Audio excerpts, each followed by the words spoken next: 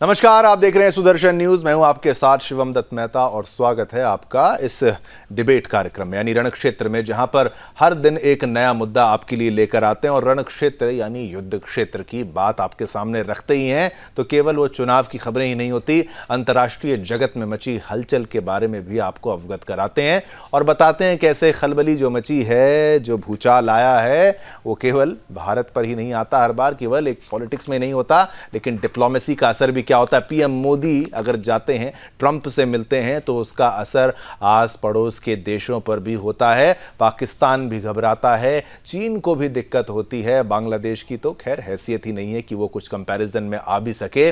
लेकिन ये मुद्दे आज बात क्यों किए जा रहे हैं, मैं आपको बता दूं। इन सभी मुद्दों पर वहां पर बात हुई है। कहां पर? यूएस में। किसके बीच में? डोनाल्ड ट्रंप के बीच में और प्रधानमंत्री नरेंद्र मोदी के बीच में। ये बातचीत के मुद्दे, क्योंकि पक्की दोस्ती जो है वो रंग लाई है, कई अहम बातों पर सहमति बनी है। चलिए खबरों की शुरुआत हम करेंगे, मुद्दा भी मैं आपको समझाता चलता हूं। प्रधानमंत्री नरेंद्र मोदी और अमेरिका के राष्ट्रपति डोनाल्ड ट्रंप की मुलाकात ने वैश्विक मंच पर सुर्खियां बटोरी हैं। प्रधानमंत्री नरेंद्र मोदी और अमेरिका के राष्ट्रपति डोनाल्ड ट्रंप के बीच व्हाइट हाउस में हुई ऐतिहासिक मुलाकात ने वैश्विक मंच पर एक नई दिशा दी है। जिस गर्मजोशी के साथ राष्ट्रपति ट्रंप ने प्रधानमंत्री मोदी का स्वागत किया, वो दोनों देशों के मजबूत रिश्तों का प्रतीक बन गई है। अब व्हाइट हाउस में आयोजित इस बैठक के दौरान दोनों नेताओं ने व्यापार, सुरक्षा और आतंकवाद जैसे अहम मुद्दों पर चर्चा की। इस मुलाकात में एक महत्वपूर्ण घोषणा यह रही कि भारत व्यापार घाटा कम करने के लिए अमेरिका से अधिक तेल, गैस और F-35 जैसे अत्याधुनिक यानी भाई एकदम उन्नत टेक्नोलॉजी के, एकदम आप सब समझ लीजिए, इससे अच्छी टेक्नोलॉजी इस वक्त मौजूद नहीं है, उस उन्नत अत्याधुनिक टेक्नोलॉजी के लड़ाकू विमान तथा सैन्य यानी मिलिट्री उपकरण, जो सैन्य उपकरण होते हैं, मिलिट्री इक्विपमेंट्स जो हैं, वो खरीदेगा।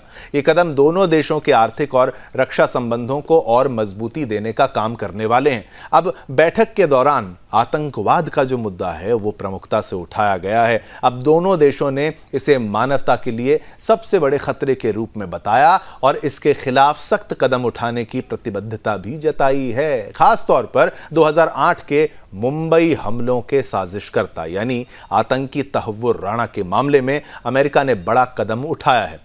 अब राष्ट्रपति डोनाल्ड ट्रंप ने घोषणा की है कि तहव्वुर राणा को भारत को सौंपने की प्रक्रिया शुरू हो चुकी है। उन्होंने कहा कि राणा को भारत में न्याय का सामना करना होगा। आपको बता दें कि तहव्वुर राणा, जिसे 26/11 यानी 26/11 मुंबई हमलों का प्रमुख साजिशकर्ता माना जाता है, उस पर हमला करने की योजना में शामिल होने के आरोप हैं। पाकिस्तान मूल का यह आरोपी लश्कर-ए-तैयबा जैसे आतंकी संगठनों के साथ जुड़े होने के लिए कुख्यात है, बदनाम है। अमेरिका द्वारा राणा के प्रत्यर्पण की मंजूरी भारत अमेरिका के सुरक्षा सहयोग को और गहरा करेगी। पीएम मोदी ने इस फैसले पर खुशी जताते हुए इसे न्याय और मानवता के लिए एक बड़ा कदम बताया है। ट्रंप ने यह घोषणा एक संयुक्त प्रेस कॉन्फ्रेंस में, जॉइंट प्रेस कॉन्फ्रेंस पीसी में की है, जिसमें उन्होंने आतंकवाद के खिलाफ अमेरिका और भारत के साझा प्रयासों को रेखांकित किया है। अब भारत हो और अमेरिका के इस बढ़ते सुरक्षा सहयोग से पाकिस्तान के लिए मुश्किलात जो हैं वो बढ़ गई हैं, मुश्किलें बढ़ गई हैं और ज़्यादा बढ़ने वाली हैं। पाकिस्तान जो अक्सर आतंकवाद को बढ़ावा देने के लिए आलोचना झेलता है, आलोचना का शिकार होता है। शिकार क्या होता है? शिकार करता है तो गलत काम करता है। अब अंतर्राष्ट्रीय मंच पर और अलग थलग पड़ता नजर आ रहा है। तब वो राणा का प्रत्यर्पण पाकिस्तान के लिए एक कड़ा संदेश है कि आतंकवाद के खिलाफ वैश्विक समुदाय अब समझौता नहीं करेगा। वहीं प्रधानमंत्री मोदी और राष्ट्रपति ट्रंप की इस मुलाकात ने भारत अमेरिका संबंधों को नई ऊंचाई पर पहुंचा दिया है और आतंकवाद के खिलाफ साझा यानी संयुक्त लड़ाई और रक्षा सहयोग बढ़ाने के कदम से यह साफ हो गया है कि दोनों देश न केवल अपने संबंध मजबूत कर रहे हैं, बल्कि वैश्विक सुरक्षा और शांति के लिए एकजुट होकर काम कर रहे हैं। भारत अमेरिका की इस दोस्ती ने न केवल आतंकवाद के खिलाफ सख्त संदेश दिया है, बल्कि उन देशों के लिए चेतावनी भी दी है जो आतंकवाद का समर्थन करते हैं। अब पीएम मोदी ने और क्या कुछ कहा वो आपको सुनाएंगे, लेकिन उससे पहले सुर्खियां बटोरने वाली वो 6 तस्वीरें देखना जरूरी है, जिसने पूरी दुनिया का ध्यान अपनी ओर आकर्षित किया है। तस्वीरों में देखिए, व्हाइट हाउस पहुंचे हैं प्रधानमंत्री नरेंद्र मोदी और वो तस्वीर, उसके बाद व्हाइट हाउस में मुलाकात की ये तस्वीर, वो भी आप देखिए, डोनाल्ड ट्रंप से मुलाकात हाथ मिलाते हुए अपने पक्के दोस्त से। और मोदी ट्रंप की दोस्ती की तस्वीर ये है तीसरी तस्वीर। और अब ये देखिए, ट्रंप ने मोदी को एक बुक जो है उपहार में दी है, एक बुक उपहार में दी है और ट्रंप ने मोदी की तारीफ की है। ट्रंप ने मोदी की तारीफ की और अमेरिका से फिर ये तमाम जो कार्यक्रम थे, मुलाकात इलॉन मस्क से लेकर वहां के बड़े बड़े अधिकारियों से, नेताओं से मुलाकात के बाद प्रधानमंत्री जो नरेंद्र मोदी जी हैं वो अमेरिका से भारत रवाना हो चुके हैं और वो जल्द पहुंच भी जाएंगे। तो ये आज का महत्वपूर्ण अपडेट ये है कि भाई इस मुलाकात का असर जो है वो देखने को मिल भी रहा है कि कैसे रंग लाई ये दोस्ती और कैसे असर अब कूटनीतिक दृष्टिकोण से, डिप्लोमेसी के दृष्टिकोण से इंटरनेशनली कैसे पड़ने वाला है, ये बहुत क्लियर होता जा रहा है। क्योंकि F-35 विमानों की खरीद फरोख्त की बात भी जो है वो सामने आ रही है। अब क्या कुछ कहा है उन्होंने, केवल मैं बोलूं आप सुने उससे बात नहीं बनेगी। सुनते हैं क्या कुछ प्रतिक्रियाएं सामने आई हैं। एक्सेलेंसी राष्ट्रपति ट्रंप, दोनों देशों के डेलीगेट्स, मीडिया के साथियों, नमस्कार। सबसे पहले मैं मेरे प्रिय मित्र राष्ट्रपति ट्रंप को मेरे शानदार स्वागत और आतिथ्य सत्कार के लिए हार्दिक आभार व्यक्त करता हूं। राष्ट्रपति ट्रंप ने भारत और अमेरिका संबंधों को अपने नेतृत्व से संजोया है, जीवंत बनाया है। जिस उत्साह से उनकी पहली टर्म में हमने मिलकर काम किया, वही उमंग, वही ऊर्जा और वही प्रतिबद्धता मैंने आज भी महसूस की है। फ्रेंड्स, भारत और अमेरिका की साझेदारी लोकतंत्र और लोकतांत्रिक मूल्यों तथा व्यवस्थाओं को सशक्त बनाती है। इंडो पैसिफिक में शांति, स्थिरता और समृद्धि को बढ़ाने के लिए हम मिलकर काम करेंगे। इसमें क्वाड की विशेष भूमिका होगी। इस वक्त भारत में होने जा रही क्वाड समिट में हम पार्टनर देशों के साथ नए क्षेत्रों में सहयोग बढ़ाएंगे। आईमेक और I2U2 के तहत हम इकोनॉमिक कॉरिडोर और कनेक्टिविटी इंफ्रास्ट्रक्चर पर मिलकर काम करेंगे। आतंकवाद के खिलाफ लड़ाई में भारत और अमेरिका दृढ़ता से साथ खड़े रहे हैं।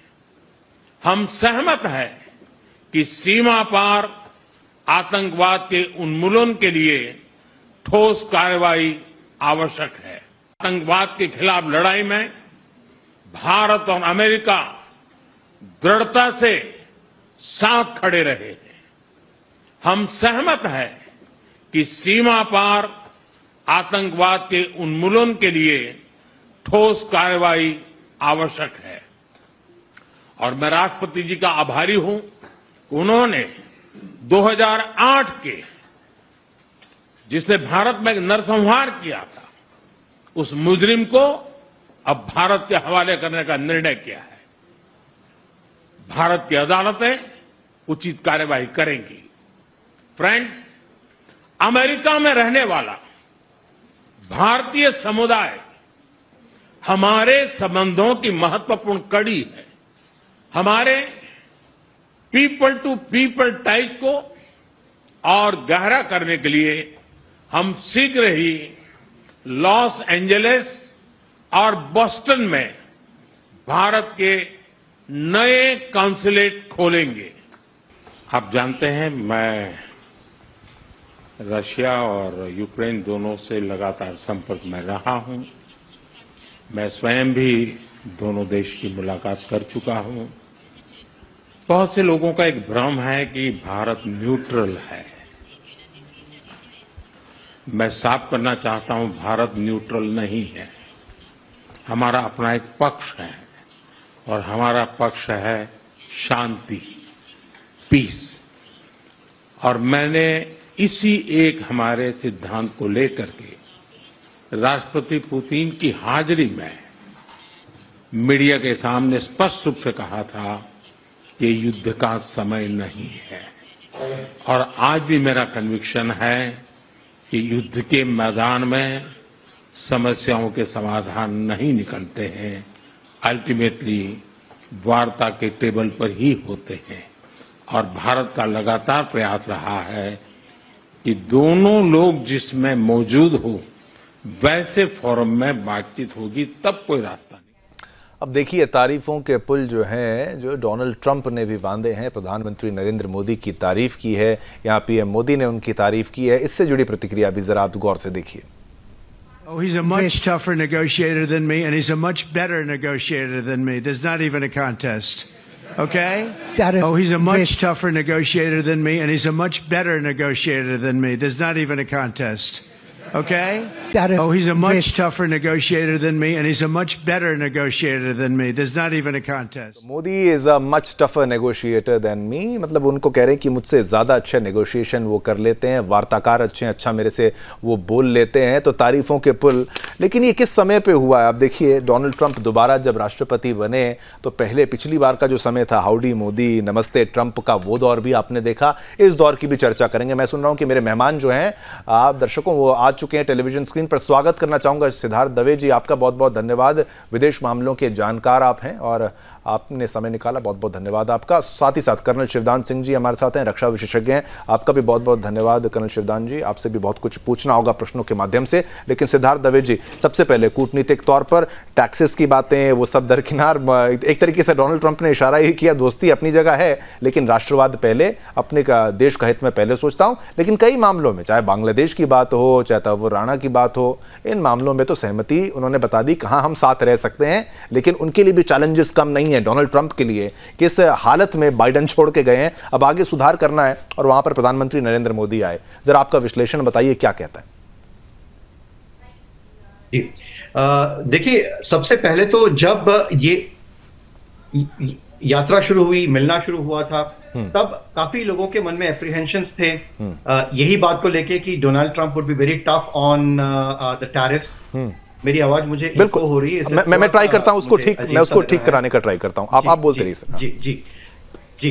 तो वो सब एप्रीहेंशंस के बीच जब नरेंद्र मोदी मिले ट्रंप से, और ये बात देखने लायक है कि नरेंद्र मोदी जी, एक बहुत ही पॉपुलर मीम चल रहा है जिसमें यह दिखाया गया है कि नरेंद्र मोदी जी ओबामा के साथ हैं, उसके बाद ट्रंप के साथ हैं, बाइडेन के साथ हैं, और नीचे लिखा हुआ है पोटस आएंगे जाएंगे लेकिन नरेंद्र मोदी चीरकाल के लिए रहेंगे। तो कहीं ना कहीं पे ये भी बताता है द कंटिन्यूटी ऑफ आइडियोलॉजीज और कंटिन्यूटी ऑफ इंडियन जो एक सोच रही है, वो एक कांस्टेंट रही है।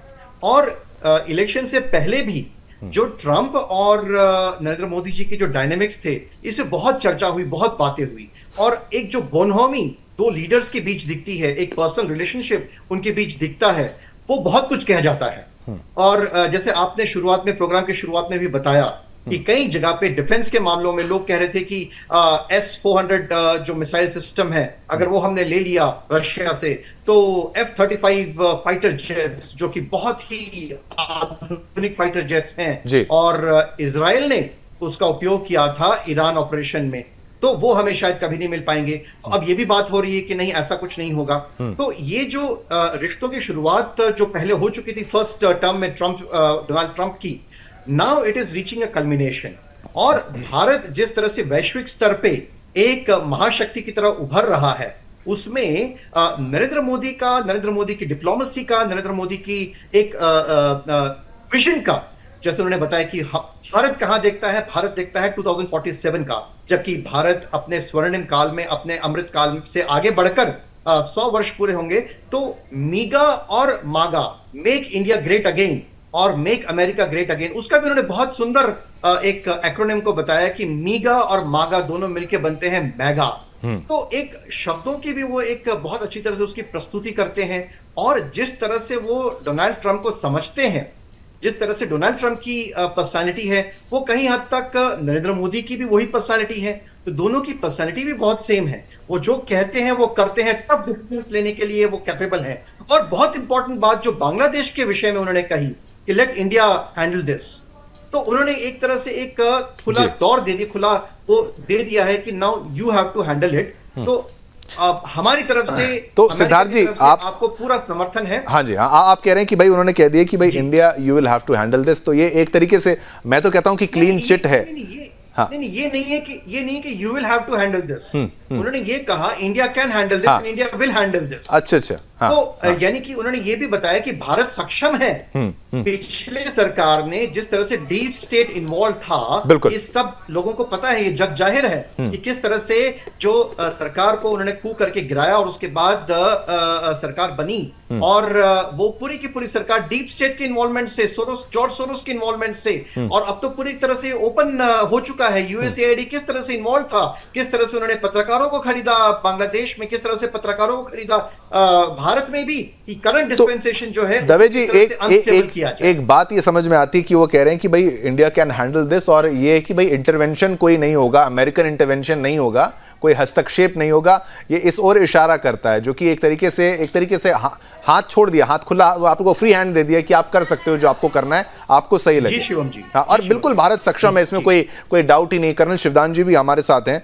बांग्लादेश का भी मुद्दा शिवदान जी एक तो महत्वपूर्ण, और पाकिस्तान का मुद्दा भी महत्वपूर्ण। बांग्लादेश में हाल ही जो घटनाएं घटी हैं, वहाँ जो पॉलिटिकल सिनेरियो जो चेंज हुआ है वो भी समझ में आता है, लेकिन इंडिया के लिए वो ईस्ट पाकिस्तान और पाकिस्तान वाली ये स्थिति वापस से उत्पन्न हो रही है। इस दौर में पीएम मोदी का डोनाल्ड ट्रंप से मुलाकात करना, तख्ता पलट बांग्लादेश में होना, वो सारी चीज़ों के बीच में मुलाकात में जो बातचीत सामने आ रही है, इस सभी का विश्लेषण करते हुए अगर आप बताएं। देखिए, सबसे पहले मैं बताना चाहता हूं कि जो बांग्लादेश है वो पूर्वी पाकिस्तान बन चुका है। और पूर्वी पाकिस्तान में क्या होता था कि इस प्रकार से वहां की जो सेना थी और वहां के जो मुस्लिम कट्टरपंथी थे, वो इसी प्रकार की हरकतें करते थे जो आजकल बांग्लादेश में हो रही हैं। तो इस प्रकार से और ये धीरे धीरे पाकिस्तान की आईएसआई ने वहां के कट्टरपंथियों को अपने कब्जे में लिया बांग्लादेश के, और उन्हें ऐसी हरकतें करने के लिए कहा जिससे कि जो शेख हसीना जो भारत के साथ अच्छे संबंध रखती थी, उसे वहां से उखाड़ फेंका, और उसने बेचारी ने भारत में आके शरण ली है। तो इसके तरह से शेख हसीना के वहां से निकल जाने के बाद में पूरी तरह से बांग्लादेश कट्टरपंथियों, मुस्लिम कट्टरपंथियों के द्वारा संचालित किया जा रहा है। तो इस प्रकार से ये जो ईस्ट पाकिस्तान बन गया है बांग्लादेश, ये बड़ी दुखद स्थिति है। और इस प्रकार से भारत को अपनी सुरक्षा के लिए जो खतरा पहले पाकिस्तान बॉर्डर पर था, वही खतरा अब बांग्लादेश बॉर्डर पर भी होने वाला है। क्योंकि इस वक्त भारत चीन और पाकिस्तान से टक्कर ले रहा था, मगर अब बांग्लादेश का बॉर्डर भी साथ में जुड़ गया है। इसलिए चुनौतियां और बढ़ चुकी हैं। जी शिवदान जी, एक बात ये समझ नहीं आती, क्या बांग्लादेश के लोगों को मेमोरी लॉस हो चुका है? क्या उनकी याददाश्त इतनी कमजोर है? अगर हिस्टोरिकल पर्सपेक्टिव से मैं ये बात करूं कि भाई आपके इतिहास में क्या हुआ था, पाकिस्तानी फौजी आए थे, उनका मकसद क्या था? उनको मारा, रेप किया, बलात्कार किया, एक तरीके से पूरा उनको सफाया करने का ही तो प्लान था शिवदान जी, लेकिन फिर भी अब ये फिर इतना प्रेम दिखा रहे हैं, ये मूर्ख हैं क्या? बांग्लादेश एक सबसे बड़ा धोखा बांग्लादेश की जनता ने भारत को दिया है। 70 के अंदर 3 लाख बांग्लादेश की महिलाओं को पाकिस्तान की आर्मी ने रेप और बलात्कार किया था। इसके अलावा वहां के बहुत से जो भी उनका प्रोमिनेंट लीडर होता था, जो भी कुछ होता था, उसका सफाया किया उन्होंने। और पाकिस्तान का, पूर्वी पाकिस्तान का उन्होंने पूरी तरह से इसे दबाने की कोशिश की, जिससे कि ये जो विद्रोह की वहां आग उठ रही थी पश्चिम पाकिस्तान के खिलाफ, वो दब जाए। क्योंकि शेख मुजीबुर रहमान साफ मेजोरिटी के साथ प्रधानमंत्री पद के हकदार थे, मगर उन्हें इस पद को नहीं दिया गया क्योंकि वो एक बंगाली थे। और पाकिस्तान में बंगाली को कभी भी उस नजर से नहीं देखा जाता जो वहां के पाकिस्तान के ओरिजिनल नागरिकों को देखा जाता है, या वहां के पंजाबी कम्युनिटी को देखा जाता है। इस प्रकार से पाकिस्तान के जो निवासी हैं, वो इस बात को भूल गए हैं जो कि इतिहास में उनके लिए दर्द थी। और ये बड़े दुखद है कि पूर्वी पाकिस्तान या बांग्लादेश के लोगों ने भारत को इतना बड़ा धोखा दिया है जिसमें भारत के 7,000 जवान शहीद हुए थे बांग्लादेश को बनवाने में, और भारत ने अपनी एक पंचवर्षीय योजना के बराबर धन बांग्लादेश युद्ध पर खर्च किया था। इतना करके एक देश जिसने दूसरे देश का निर्माण कराया, उसको स्वतंत्रता दिलाई, आज वही देश उसके खिलाफ धोखेबाजी कर रहा है, उसके खिलाफ विद्रोह कर रहा है। इन्होंने देखिए, इन्होंने डिप्लोमेसी मित्रता छोड़ के मजहब को चुना, मजहब को चुनना, यही तो मूर्खता मैं कहूंगा ना कि भाई आपने ये नहीं देखा। कहा जाता है कि बांग्लादेश जो है मजहब के आधार पर बंटा नहीं था, वो लैंग्वेज के आधार पर बंटने की सब बात सामने आती है, लेकिन अब ये सारी चीजें कपोर कल्पना नजर आती हैं कि भाई आखिर ऐसा हुआ क्या। अब दवे जी मैं आपके पास आता हूं। देखिए ऐसा है, हाँ शिवदान जी, जी कुछ बोलना चाहते हैं आप, कंप्लीट करिए शिवदान जी, बोलिए।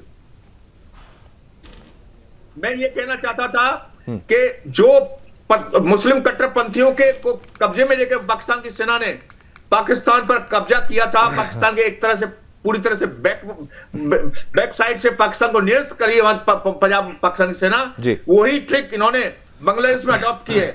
मुस्लिम कट्टरपंथियों को बढ़ावा दिया है, उनके द्वारा बांग्लादेश की राजनीति पर उन्होंने कब्जा कर लिया। बिल्कुल ठीक है, यही सब पाकिस्तान में हुआ है, और यही अब बांग्लादेश में हुआ है। तभी मैं कहता हूं क्या मेमोरी लॉस है क्या सिद्धार्थ दवे जी? तव्वुर राणा वाला मामला, प्रत्यर्पण वाला मामला, कहते तो हैं सब कानून के अनुसार हो रहा है, उसमें कोर्ट इन्वॉल्व है, लेकिन वहां पर प्रेसिडेंट्स का क्या रोल होता है कि भाई अगर राष्ट्रपति की कितनी भूमिका आपको लगता है कि फाइनल ओके तो प्रेसिडेंट की तरफ से ही होता है अगर कोई इंटरनेशनल लेवल पर कंट्री टू कंट्री कोई बात होती है। अब इससे पाकिस्तान के अंदर भी तो थोड़ा तो डर होगा कि मैं अगर ये कहूं कि भाई हम केवल एग्जैजरेशन हम ना कर रहे हो, कि भाई हम एग्जैजरेशन ना बोल रहे हो, डर कितना? शिवम जी ये भी जानना आवश्यक है कि तव्वुर राणा पाकिस्तान आर्मी का एक ऑफिसर रह चुका है, और जब भारत में 26/11 हुआ उसके बाद कई वर्षों तक हम उससे बात तक नहीं कर पा रहे थे। ये मैं बात बता रहा हूं जब मनमोहन सिंह प्राइम मिनिस्टर थे, we had no access to Tahawwur Rana.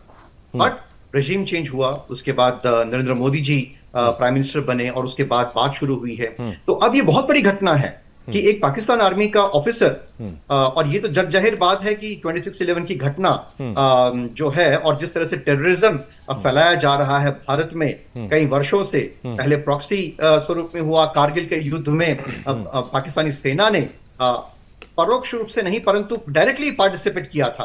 तो इस तरह से ये अभी पूरे विश्व को बात पता चल चुकी है। तो ये बहुत बड़ी घटना है कि तव्वुर राणा का एक्सट्रेडिशन जो है वो प्रेसिडेंशियल डायरेक्टिव से, उनके सिग्नेचर से जो है ये ओके हो चुका है, और बस विद इन फ्यू डेज मैं समझता हूं कि तव्वुर राणा जो है वो भारत को सौंप दिया जाएगा, और बहुत सारे राज खुलेंगे कि कहां से पैसे आए, किसने पैसे दिए, भारत में उनके हैंडलर्स कौन कौन थे, ये भी जो है सब बातें अब खुल के जो पिटारे में बंद थी वो अभी आउट ऑफ द बॉक्स खुलेगी। लेकिन एक बात यहाँ पे मैं बताना चाहूंगा जो बांग्लादेश के विषय में कही गई कि किस तरह से वहां पे ब्रेन वॉश हो रहा है, ये एक बहुत सिस्टमेटिक तरीके से इकोसिस्टम क्रिएट होती है, और मोहम्मद यूनुस जिनको नोबेल प्राइज भी एक इकोसिस्टम के तहत ही दिया गया है, और लोगों को पता है कि किस तरह से नोबेल प्राइज वगैरह दिए जाते हैं, एक तरफ मलाला को भी नोबेल प्राइज दिया हुआ है, तो उसके ऊपर भी प्रश्न चिन्ह उठता है कि क्या हम योग्य व्यक्तियों को इस तरह के पुरस्कार, इस तरह के प्राइज देते हैं कि आपने नहीं? बहुत अच्छा दवे जी आपने प्रश्न रखा। मैं कई बार बोल चुका हूं, हमें किस बात का नोबेल प्राइज मिला है, ये आदमी कर क्या रहा है बांग्लादेश में, हालात जो इसने बना दिए हैं, ये हम भूल जाते हैं कि ये नोबेल प्राइज विनर है। वो भी सोचिए किस बात के लिए।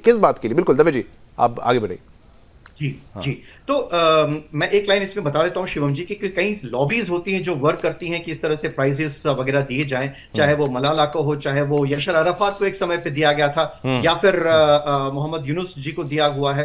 तो ये सब लॉबीज के तहत होता है। परंतु आपके दर्शकों को, सुदर्शन न्यूज के दर्शकों को ये बताना चाहूंगा कि किस तरह से जो पूरा उनके जो स्वतंत्रता संग्राम में उनकी जो कहते हैं मुक्ति वाहिनी जो मूवमेंट शुरू हुई थी, और उसमें मुजीबुर रहमान उनके सारी चीजों को जो है अभी नष्ट कर दिया गया है, उनके जितने भी पुतले हैं उनको खत्म कर दिया गया है, उनका जो होम था एंसेस्ट्रल, उनका जो घर था वो भी जो है कहीं ना कहीं पे उसको सुनने में आ रहा है कि उसको नष्ट कर रहे हैं। नेशनल एंथम जो कि रविंद्रनाथ टैगोर जी ने लिखा है, ये भी सुनने में आ रहा है कि वो उसको भी चेंज करने की बात कर रहे हैं। यानी कि फंडामेंटलिज्म और ये जो मानसिकता है ये किस हद तक जा सकती है, उसकी क्या पराकाष्ठा हो सकती है, वो आप देख सकते हैं कि वो अपने सारे इतिहास को जो है दवे जी, मैं कहता हूं कि भाई एक तो और एक लिंक ये मैं बताऊं कि भाई सनातन से अलग हुए पहले, उसके बाद ये भारत का हिस्सा थे, पाकिस्तान बांग्लादेश, और सनातन से अलग होते होते पहचान इतनी पहचान खो दी कि खुद को अलग करने का प्रयास कर रहे हैं। नहीं, हम अलग हैं, ये नहीं मानेंगे,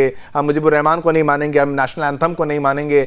अंततः वो किसको मूर्ख बना रहे हैं? वो खुद को मूर्ख बना रहे हैं एक साफ तौर पर, और इसका कोई अंत नहीं है। कितना डिनाइल में आप आओगे, आप हमारा हिस्सा थे, आपको ये मान लेना चाहिए। और मैं आशा करता हूं अखंड भारत की जो सोच रखते हैं, ये केवल कपूर कल्पना नहीं, ये वाकई में कभी ना कभी सत्य हो हमारे जीवन काल में, हमारे बच्चों के काल में। चर्चा हम कर रहे थे मोदी ट्रंप मुलाकात से पाकिस्तान होगा बेनकाब, और जैसे कि हमारे साथ दवे जी थे, उन्होंने बताया कि भाई पाकिस्तान आर्मी का ऑफिसर है, कोई छोटी बात तो है नहीं। और एटलीस्ट हम डिप्लोमेसी लेवल ही कह लीजिए, कुछ भी कह लीजिए, साम दाम दंड भेद कर तो लिया हमने, और उसका प्रत्यर्पण तो यहाँ पर अब ऑलमोस्ट कुछ ही समय में हो भी जाएगा। दवे जी, कुछ और पॉइंट्स अगर आप इस बारे में हमें बताना चाहें।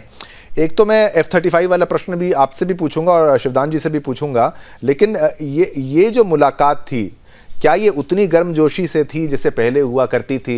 हाउडी मोदी, नमस्ते ट्रंप, अब वो उतनी गर्मजोशी खैर नहीं दिखी मुझे। तो ये मतलब ये क्या गिव एंड टेक रिलेशन है? अगर मैं देखा, बात तो हम भी कहते हैं कि चलिए मित्रता, लेकिन दोनों को लाभ होगा। ये ट्रंप को भी क्या पता है कि भाई वो मान रहे हैं? इंडिया तो समझता है हमारा क्या लाभ है, ट्रंप मान रहे हैं कि नहीं? जी शिवम जी, मुझे सुन पा रहे हैं आप? हाँ, बिल्कुल बिल्कुल बिल्कुल। जी तो देखिए, एक बहुत महत्वपूर्ण बात मैं आपके दर्शकों को बताना चाहूंगा कि कई बार क्या होता है कि जो हम बोलते हैं, दो लीडर्स बोल रहे हैं, तो वो एक डिप्लोमेटिक कंपल्जन्स के तहत होता है। कई बार वो स्क्रिप्टेड भी होता है कि हमें यही बोलना है, ये नहीं बोलना है। किंतु जो बॉडी लैंग्वेज होती है वो स्वतः उद्भव होती है, वो सबकॉन्शियसली उद्भव होती है।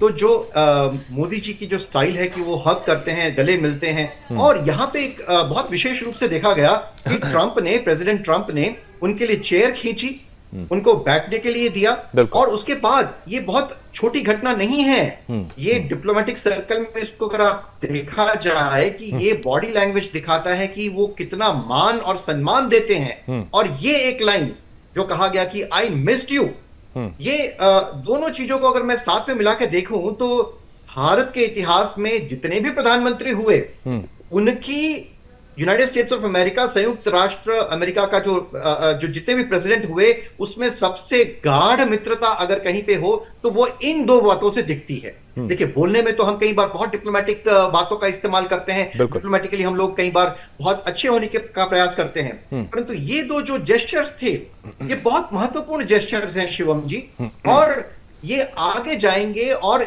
ये शुरुआत है। लेकिन दवे जी कुछ लोगों ने तो इसको भी कॉन्स्पिरेसी में डाल दिया था कि भाई कुर्सी पीछे करी, आगे करी। तो लोग यहां तक भी देखिए, मतलब लोग कुछ छोड़ते ही नहीं है। मैं कहता हूं एटिकेट्स जो दिखाए गए, जो भी एक सौहार्द दिखाया गया, जो काला स्पॉट देखने वाले हैं, जो काला स्पॉट देखने वाले हैं, उनको कभी भी सफेद चादर नहीं दिखेगी। ये पूरी की पूरी सफेद चादर है। ये पहली बार ऐसा हो रहा है कि नरेंद्र मोदी एक देश का प्रधानमंत्री, भारत का प्रधानमंत्री, और उसको इतना मान, इतना सम्मान मिल रहा है। ये पहली बार ऐसा हुआ है। हजम नहीं होता सबसे। और ठीक है, और पूरे प्रेस कॉन्फ्रेंस में भी जिस तरह से प्रेस कॉन्फ्रेंस को भी मैं अगर उसका आंकलन करूं, उसका एनालिसिस करूं, जिस तरह से मोदी जी ने जवाब दिया, चाहे वो अडानी का प्रश्न हो या फिर प्रेसिडेंट ट्रंप ने बताया बांग्लादेश का इश्यू हो, दोनों के जो जवाब दिए गए हैं वो भी मैं समझता हूं बहुत बेखूबी से, बहुत बढ़िया तरीके से वो जवाब दिए गए, जिसने कई लोगों के मुंह जो है उसको बंद कर दिया। बिल्कुल, एक जवाब देने में तो माहिर है प्रधानमंत्री नरेंद्र मोदी की तरफ से, जवाब आ ही जाता है। अब ये मुख्य बात जो है शिवदान जी, एक F-35 की बात यहां पर इस एंगल से भी समझना होगा। अगर और उन्नत हथियार भारत के पास आते हैं, एक 6th जनरेशन फाइटर प्लेन की बात कही जाती थी, लेकिन उसमें काफ़ी लूपहोल्स बताए जाते हैं कि वाकई वो सच्चाई है या नहीं है। एटलीस्ट F-35, अगर मैं गलत हूं आप करेक्ट करिएगा, 5th जनरेशन फाइटर एयरक्राफ्ट है और सबसे उन्नत श्रेणी में आता है, लेकिन महंगा बहुत होगा। कितना लाभ भारत को हो सकता है अगर ये डील फाइनलाइज होती है, और पाकिस्तान के लिए फिर, और चीन के लिए जो फिर क्या परेशानियों का सबब बन सकता है ये F-35? चीन, जैसा कि मैं पहले भी बता चुका हूं, आज का युद्ध जो है वो क्लासिकल युद्ध जैसे पहले होता था, आमने सामने की सेना लड़ती थी, ऐसा आज का युद्ध नहीं होने वाला है। आज का युद्ध ज्यादातर हवाई हमलों से या रॉकेट्स या ड्रोन्स और मिसाइलों के जरिए ही किया जाएगा। तो इसको देखते हुए F-35 प्लेन जो भारत को मिल रहे हैं, फाइटर प्लेन, वो एक बहुत ही बड़ा कदम है अमेरिका का भारत की सहायता, रक्षा सहायता के लिए, क्योंकि इस वक्त ये सबसे लेटेस्ट प्लेन है विश्व के अंदर। इसने अपना प्रदर्शन सफलतापूर्वक, इजराइल ने जो हमला ईरान पर किया था, हवाई हमला, उसमें ये इस प्लेन का प्रदर्शन हो चुका है। और ये प्लेन सब तरह के जो इक्विपमेंट थे ग्राउंड पर लगे, प्लेन को डिटेक्ट करने के लिए, उनको मार करने के लिए, उनको सबको रिसीव कर सकता है। उनको सबको उनके आंखों को ओझल करके, आंखों करके ये अटैक कर सकता है जा करके। तो जो इसने करके दिखा दिया ईरान के अंदर। ईरान के जितने भी वायु प्रतिरोध के लिए जो भी इक्विपमेंट थे, जो भी उनके डिटेक्शन डिवाइस लगे हुए थे, सबको फेल कर दिया इस प्लेन ने, और उनको बस सफलतापूर्वक हमला करके वापस सफलतापूर्वक आ गए। इस प्लेन के आने से हम चीन को और कड़ी टक्कर देंगे।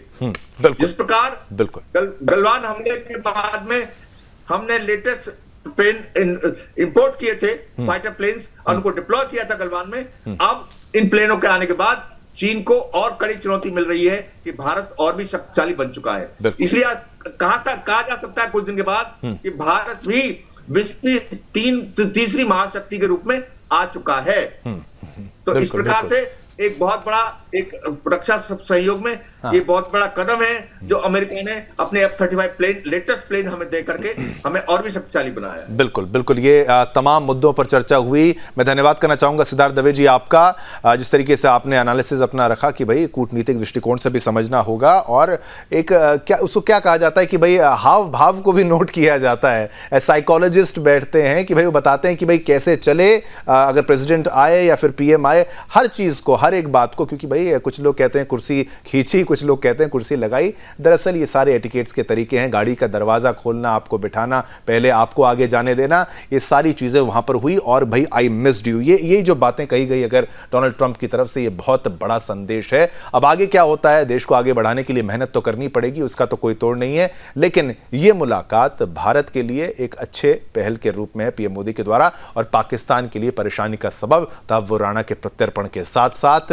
अब ये अच्छी दोस्ती जो है, क्योंकि पाकिस्तान भीख मांगने में विश्वास रखता है, पैसे मांगने जाएगा डोनाल्ड ट्रंप के पास, और ट्रंप जो है फूटी कौड़ी भी नहीं देंगे। चलिए आज्ञा दीजिए, समय इतनी अनुमति देता आपके साथ संवाद करने की। इस कार्यक्रम के बाद और भी विषय हैं, वो आपको बताएंगे, उसी के साथ साथ फटाफट अंदाज में खबरें भी। जय हिंद।